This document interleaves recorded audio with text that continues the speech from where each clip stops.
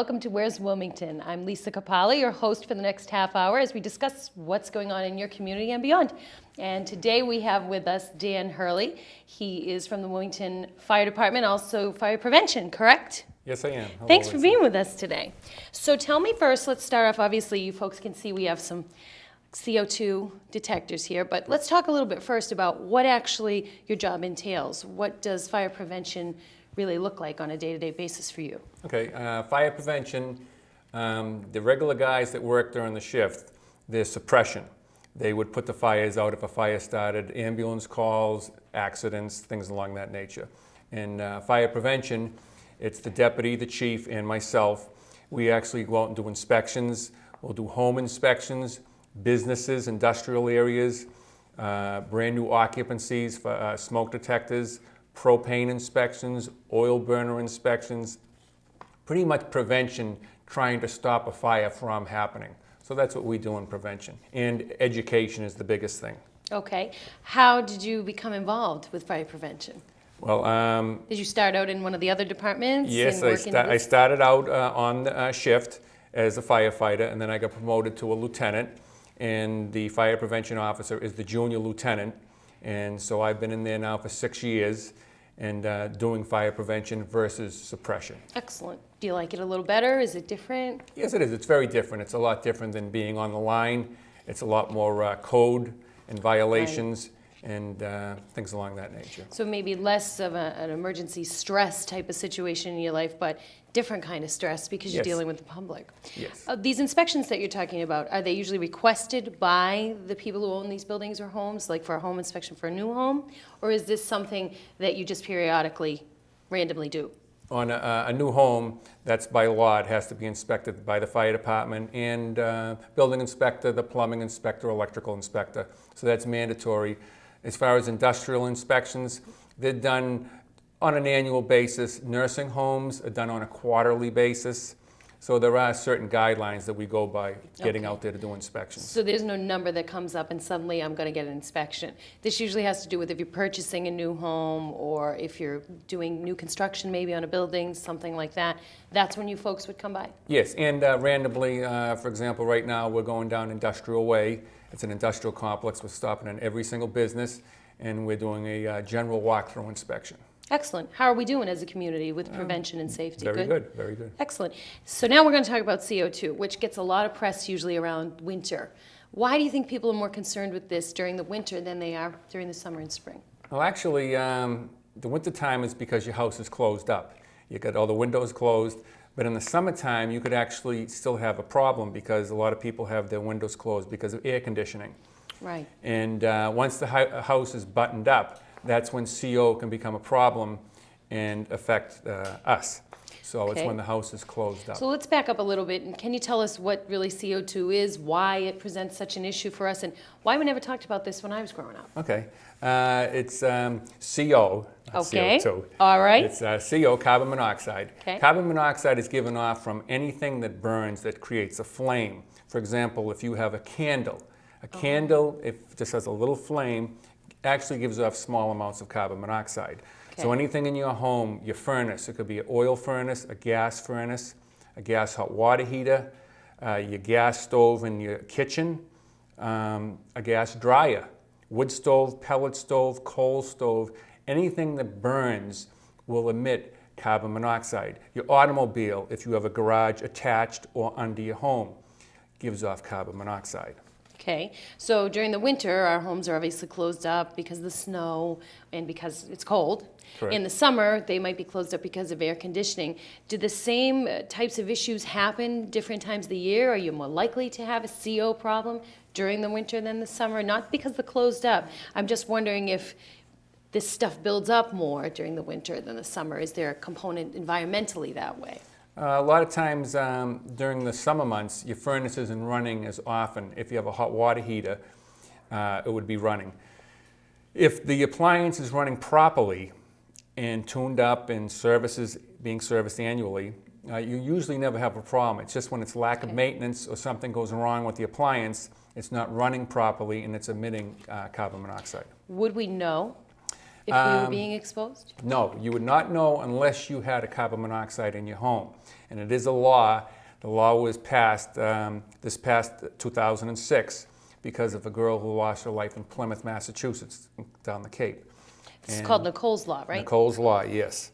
That came into effect March 31st, 2006. And everybody is supposed to have a carbon monoxide detectors in their home. So this would be similar to the push a few years back for smoke detectors, which now are pretty much standard. But I can remember when I was young, they were really pushing for the smoke detector. So this is something that goes in hand with that. You need Yes. two types of things in your home to be safe, the CO detector and the smoke detector. Correct. Okay. Let's talk about some of the ones that you brought along to show us. And if there's anything there that you want to backtrack, go ahead and give that information Sure. as well. We'll talk about where they should be in the home. You're supposed to have one on every habitable level of your home. We'll start off in the basement. If you have a habitable section there, if there's a playroom down there, you got a TV down there, you should have a CO detector down there. A lot of times at the base of your cellar stairs is a good location for it. Your first floor, if there are no bedrooms, you can put the CO detector anywhere on your first floor and it would cover. Second floor, if you have bedrooms located there, the code says that you have to be within 10 feet of the bedroom door. Reason being, if you were asleep, you'd be able to hear the detector going off and it would wake you up. Okay. Do these detectors have a different sound than our smoke detector? Could you be in a home and think that must be the smoke detector? No, it's the CO detector, just out of curiosity? They are different. These here, the carbon monoxide detector will give off 4 short beeps, and then there's a silence, and then there'll be 4 short beeps again, where a lot of times the smoke detector, everybody's heard the smoke detectors Right. go off. Right. So there is a difference in the audible So sound. that's good, because that might help us if we get a little confused as to what the issue is. Yes. So let's talk about these models that you brought along to show Okay. us today. First of all, they just resemble a smoke detector. Right. This is the bottom of the line. It's just a battery-powered carbon monoxide detector. It looks just like a smoke detector. It does not have electricity into it, just a 9-volt battery. This can be placed anywhere in the home where I just mentioned, and this would meet the code.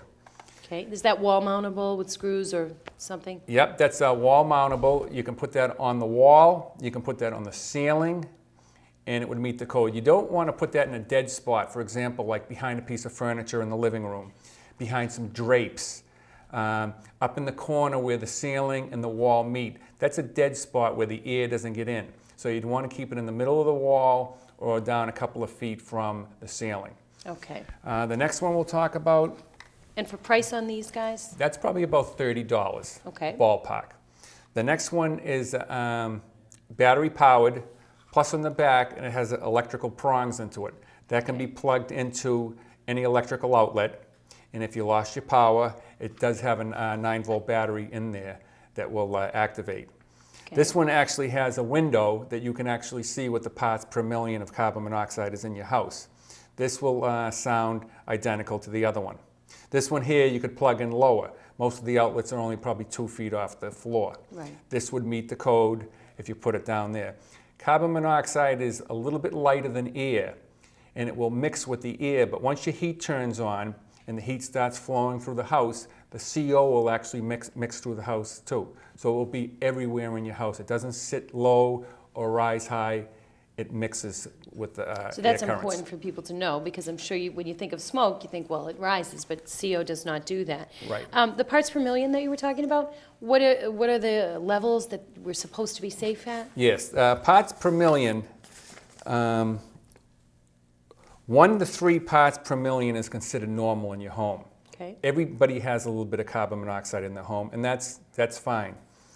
If there's 5 to 9 parts per million in your home, you should notify your utility company because there is a problem. If it goes over 9 parts per million, you're starting to have a problem. That's above normal.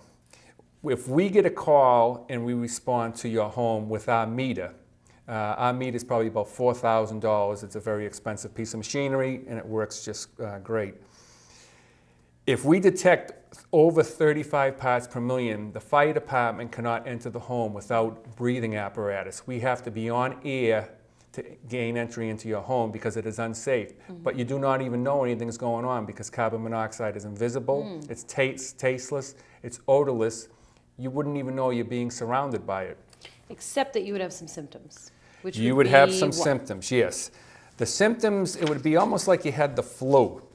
You'd be dizzy, nauseous, fatigue, confusion, irritable, loss of consciousness. I'm that way every day. I better get one of these now. You may have a I leak. see what you're saying, though, how you could mask this. You could think that you just had the flu, and that's why it's really important to have these and make sure they're working properly. That's right. So you know it's not the flu. You know what's going on. That's right. And what is the third one? We had one more here. This is same thing. It's a CO detector. This has a battery backup in it, but it's also wired in electrically into your home. The You would have an advantage electrician do this. to that would This be- here is monitored all the time by your electricity, and if you lose your power, it does have a 9-volt battery in here that will sound off. Okay. One other thing that's important, Lisa, is we're getting a lot of calls on this, and you should read your manual, because if you have a low battery alarm, it's different than if you had an alarm. The alarm would be 4 short beeps with a little bit of time, and then 4 short beeps again. Right. If it's a low battery, it gives a different alarm. There'll be like a beep, and then probably 30 seconds, another beep. That's letting you that the alarm is, the battery is low. Right. We're getting flooded with calls on that, and it's pulling us out of the station if there was another call needed. Right. So if it's going off, you should call us, but only during an alarm situation. It shouldn't be during a false alarm or batteries getting low. So maybe the first thing to do would be to check your manual. If you get confused looking at the manual, there's probably a 1-800 number on there. Call them. Then change the battery. If it's still not right, then we call you? Yes. Because usually it's not going to be a matter of life and death at that moment, right? Or is it cumulative, the effects? Cumulative, it's a build-up procedure. You should definitely call. A lot of people don't want to call, especially the elderly. They don't want to bother us. By all means, call 911. The dispatchers will screen the call, and they will send an engine there with the meter, and we will go in, and we're getting a lot of calls where we are having problems. Right. A lot of times it could be an automobile that's being run in the garage too long. You should back it out and let the garage air out before you close the door. A faulty furnace. So there are problems, and we have to actually evacuate the people from the house and have the utility company come up. We'll shut off the appliance, shut off the furnace, the stove or something if there's a problem. So there are problems, and that's why it's very important that everybody have these carbon monoxide You basically detectors. use your common sense, is what you're Yes. saying. Which one of these do you like personally? Which one do you I think? like this one here, the hardwired electric with a 9-volt battery backup. They do have a new one that's going to be coming out. It's a combination unit. It would be a smoke detector and a carbon monoxide detector combo, but they're just not out on the market right now. And when they do, you'll only have to have one of these devices, and you'll be killing 2 birds with 1 stone. be You'll have great. smoke detector protection and carbon monoxide. That's probably the way it should be. They're in the same neighborhood. Get that Yes. one-stop shopping. Anything final you'd like to add, Dan Hurley, before we close Yes, today? if there's any questions that the public wants to know further on about carbon monoxide or anything in general about the fire department or fire safety, they could call the number that will be on the screen, Great. and we would be happy to answer any questions they have. Excellent. Do you think we'll ever see a day when these will be hardwired right into the police dispatch if they go down, or the fire dispatch? Someday, they could actually have a central alarm company possibly monitoring them, and there's going to be a new code coming out in 2008 that hotels, motels, nursing homes, daycare, and brand new homes will all have to be hardwired. Wow. Well, you heard it here first. Thanks for being with us. That was really interesting. Stay tuned for more. We'll be back with more of Where's Wilmington right after this.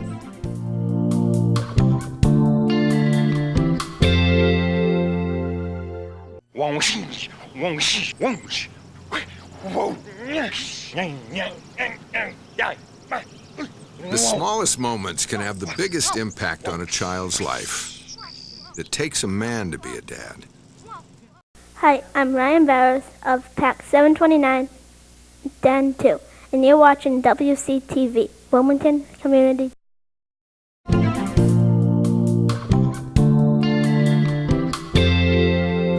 Hello, welcome back to the second half of Where's Wilmington? I'm Lisa Capala, you already know that. And today we have a really special treat. Every so often we like to show you a little bit about what goes on behind the scenes here at WCTV. So we're going to let you meet our newest member of our staff, Mike Morrisey. He is our community outreach coordinator, right? Some type big of titles, management thing. big yeah. job. Yeah. Tell us a little bit about what that really does mean, though, to Well, the WCTV audience. What it means is that if you want to put a program on, more than likely I'm going to be the person that you speak to, and then we bring in technical, I'll help you format, I'll be working with the teaching of some of the courses on basically production rather than maybe the technical aspects of it. If you want to, say you want to do a TV show, and I'll go back in history of a previous access station I worked for. A gentleman came in and he is a great poetry fanatic. That's what he loves. And he actually does poetry readings in his house. Cool. So what he said to me is, how can I put these on TV? And we sat down, we went over, basically what his living room looked like and how we could produce a program of poetry readings. In his living room? In his living room, with a fireplace going. Okay. And they look great. So that can be just, a basic concept if you want to do a talk show. And there's a million different things you can do TV shows And we on. should make it clear, we don't do house calls here at WCTV. You'd have to No. come to the studio. Yeah. Right? Tell Yeah. us a little bit about how you came to be here at WCTV, a little about your background, if you would. Well, my background is probably slightly different than most people in community access. I've worked almost totally in professional TV, or I'd say broadcast TV, not that we're not professional here. You're talking about the big guys versus the little guys. I'm talking about people with 1,000-foot towers and million-watt transmitters and Right. satellite bounces on national networks. I've worked at almost every TV station in Boston in news capacity, covering every news story that was out for about 15 years at any one of the Channel 4, 7, 56, NECN as it's called behind the scenes, or New England Cable News. Right. Doing everything from the perfect storm, being 3 feet away from two first ladies, one a few months after the other.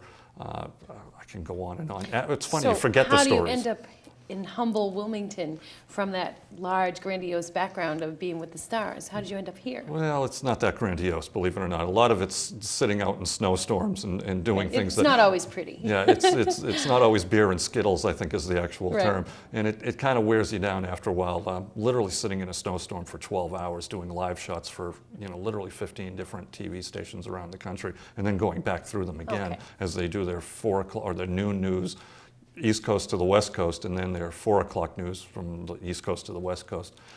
So a little less pressure in our borough here. Well, yeah, it's basically, but the difference is that if you have those skills, they're transferable. And I'm not just saying my skills that I've learned, a lot of the skills I picked up were transferred to me, and now I've got the opportunity to transfer them to the people of Wilmington. Right.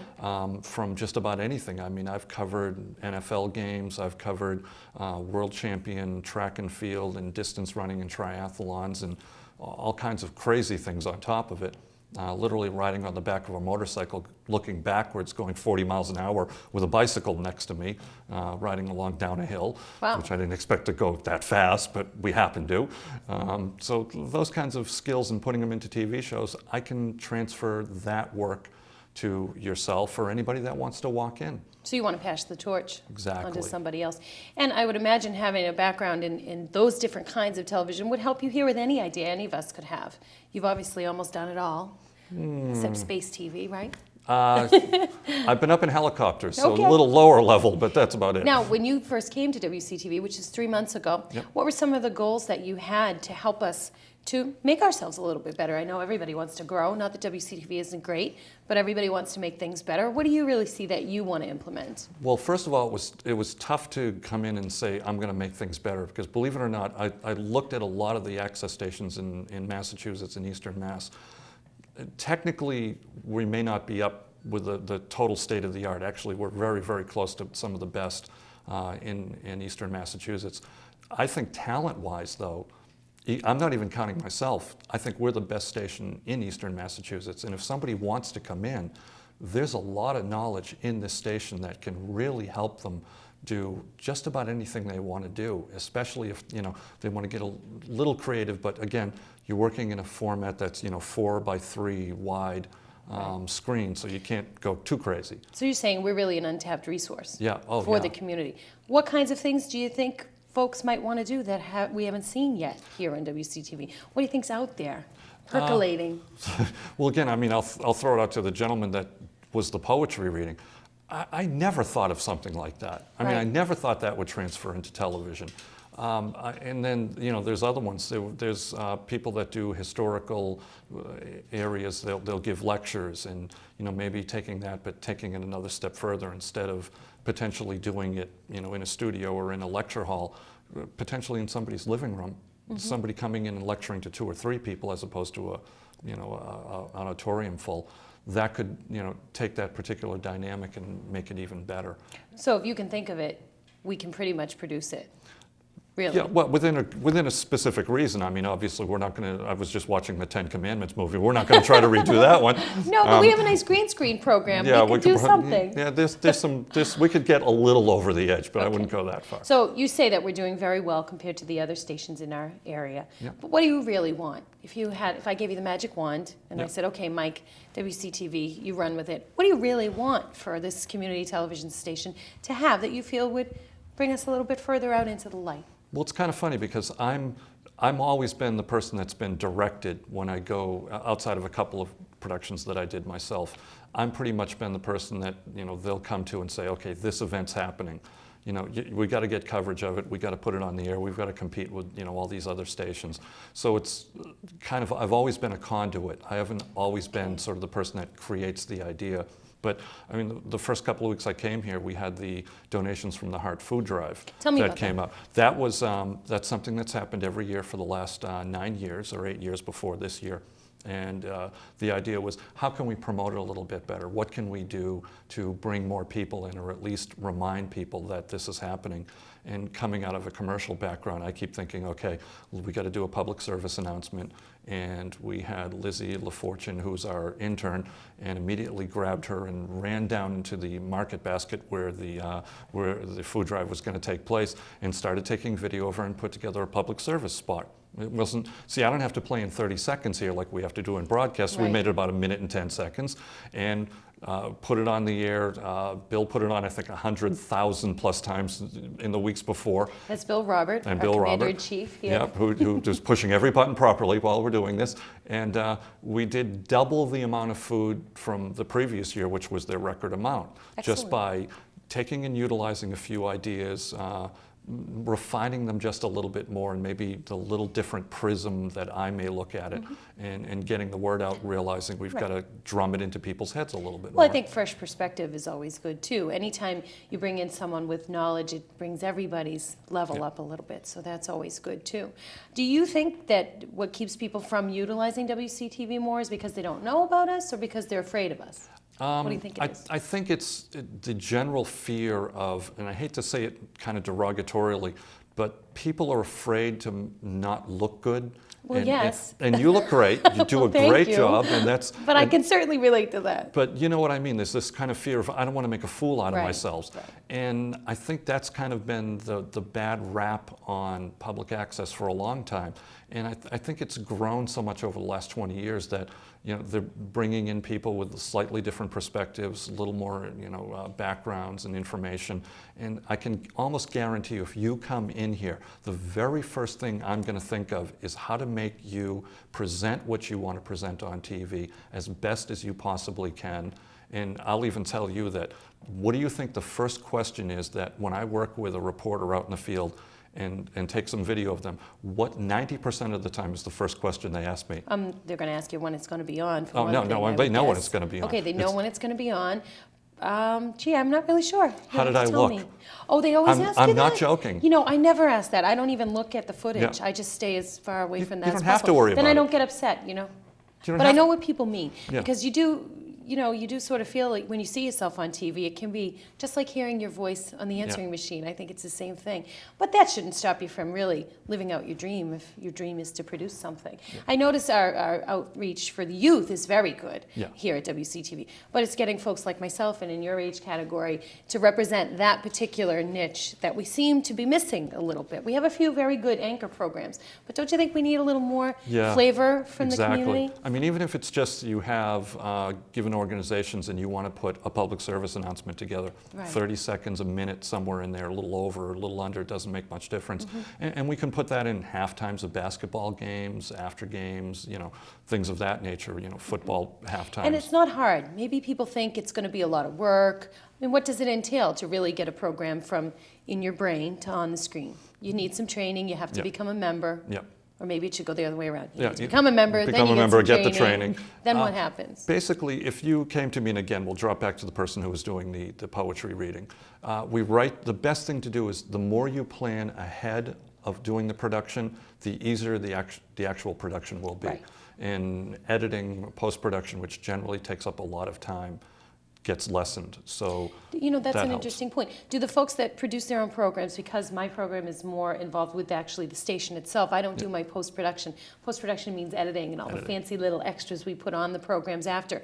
Are the folks that are going to be putting on their own programs, will they be doing their own post-production too? Well, that's, yes. Generally, if they shoot video with a handheld camera out in the field, something of that nature, then you have to do editing or post-production, or basically everything's now digital video editing, which the second thing is, back about 7, 8 years ago, I began teaching a training program called DV to TV, and I actually copyrighted the name because back then DV cameras were just mini DV cameras were coming out, and nonlinear editing was just starting to proliferate. And now it's on almost every computer that's sold, and you can do your video camera and look at YouTube.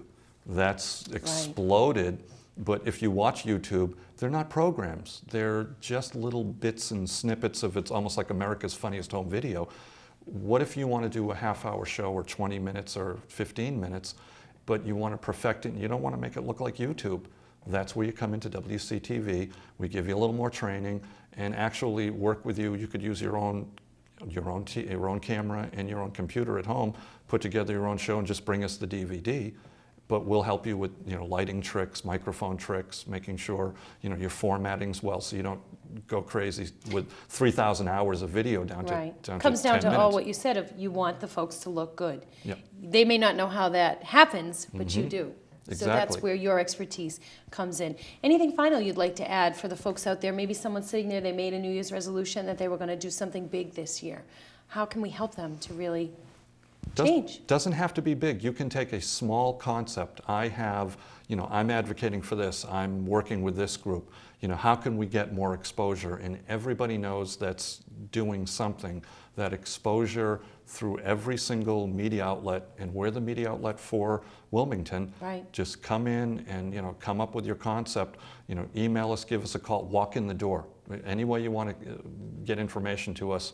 And, you know, come in and say, you know, this is kind of what I've got for an idea, and let's work with it. Let's make sure we can make you look good, make your, you know, activity, make your advocacy, make your idea come to fruition, and really make a good program out of it. And that's something we can do. And also, it's supposed to be fun. And it's a blast. I mean, you get on TV, you do something, and after people watch it, and after you probably have it, people walk up to you and say, you get over the sticker shock, then you feel pretty good about what you did. How many people in the supermarket say, oh, I saw you yesterday? Yeah, I try to wear the big glasses most of the time, but no, it does happen. I didn't think people watched cable access, honestly, as much as they do, and they really, really do. People really do tune in. Well, thank you, Mike, for giving us a little bit of a look at what the community outreach coordinator does here at WCTV, and just reminding you, thanks for watching. And you remember, the next time somebody asks you, where's Wilmington, you tell them right here and right here on WCTV. Thanks for watching.